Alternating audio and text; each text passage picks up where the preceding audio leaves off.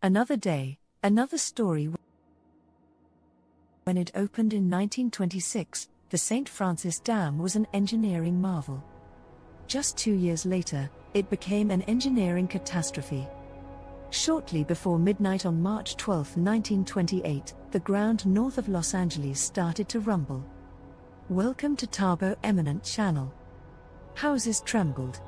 Windows rattled.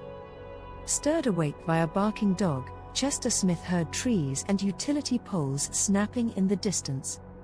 Although a minor tremor had shaken California's San Francisco Canyon 2 days earlier, the rancher knew this was no earthquake, but a man-made catastrophe.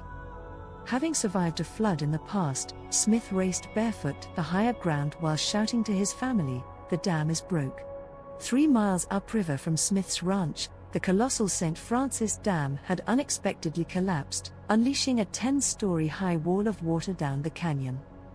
As residents slept, nearly 52 million tons of water bulldozed through the Santa Clara River Valley, killing hundreds in what has been called the 20th century's deadliest civil engineering disaster. William Mulholland brings water to LA as the California Sun lured Easterners to Los Angeles in the early 1900s. The city boomed, and its drinking water supply dwindled.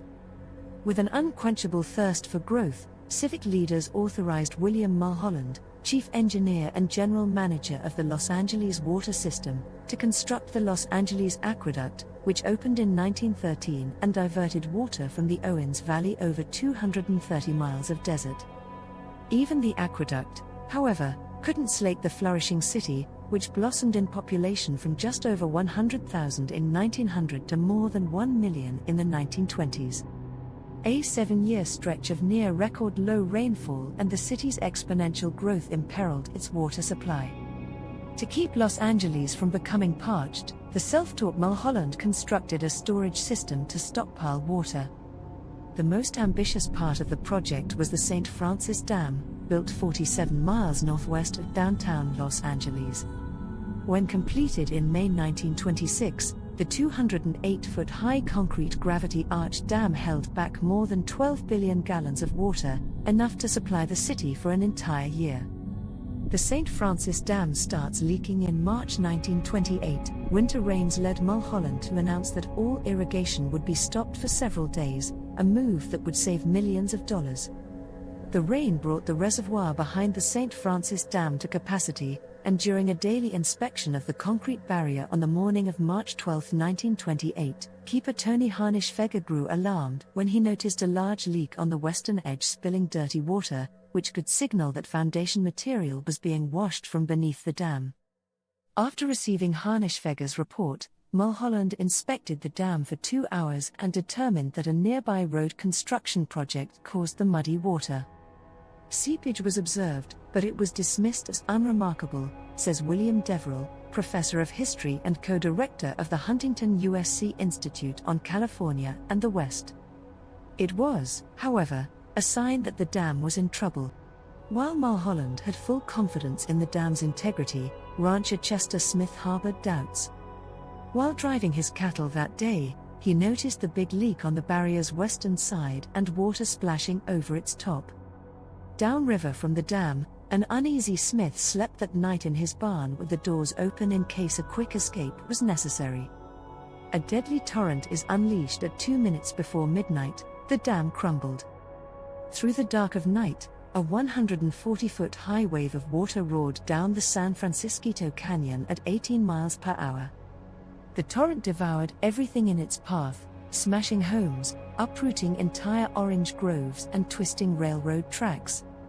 After journeying more than 50 miles, the toxic brew finally reached the Pacific Ocean around 5:30 a.m. Living a quarter-mile downstream, Harnisch-Feger, his girlfriend and 6-year-old son were likely the first victims, although the bodies of father and son were never found.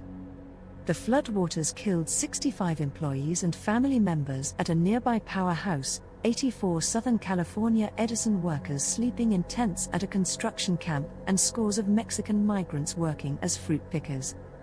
The gigantic wave had mauled its victims, stripping away their clothes and leaving them bruised and lacerated. It took months to harvest the dead from debris piles and excavate them from the mud. Bodies washed ashore as far away as San Diego. It is believed that the flood killed more than 400 people, although an exact death toll will never be known since victims included migrant workers and those washed out to sea. Mulholland's fall just 9 days after the catastrophe, a Los Angeles County coroner's inquest began. A somber Mulholland took the stand. "This inquiry is a very painful thing for me to have to attend, but it is the occasion of it that is painful," he said. "The only ones I envy about this thing are the ones who are dead." The chief engineer testified that he had no indication that the dam would fail.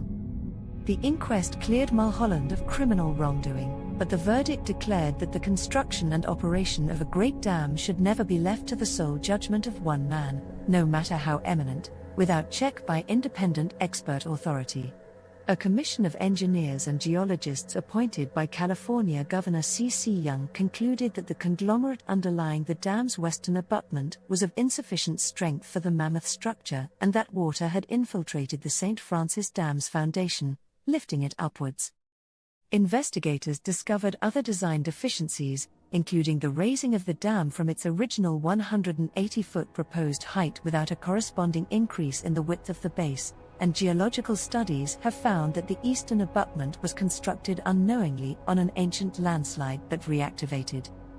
The geologic structures on either side of the dam were different, and that created the tragic potential for failure, Teverell says.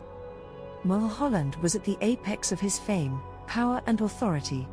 There were not nearly enough checks and balances in place to ensure the quality and safety of the dam. Aftermath investigations, William Mulholland took full responsibility, stating, "If there was an error in human judgment, I was the human." Studies revealed the dam was built on unstable ground without proper geological surveys. Reforms. The disaster led to stricter dam safety regulations and the establishment of new engineering practices to prevent similar failures. Legacy. The collapse remains a sobering reminder of the consequences of engineering hubris.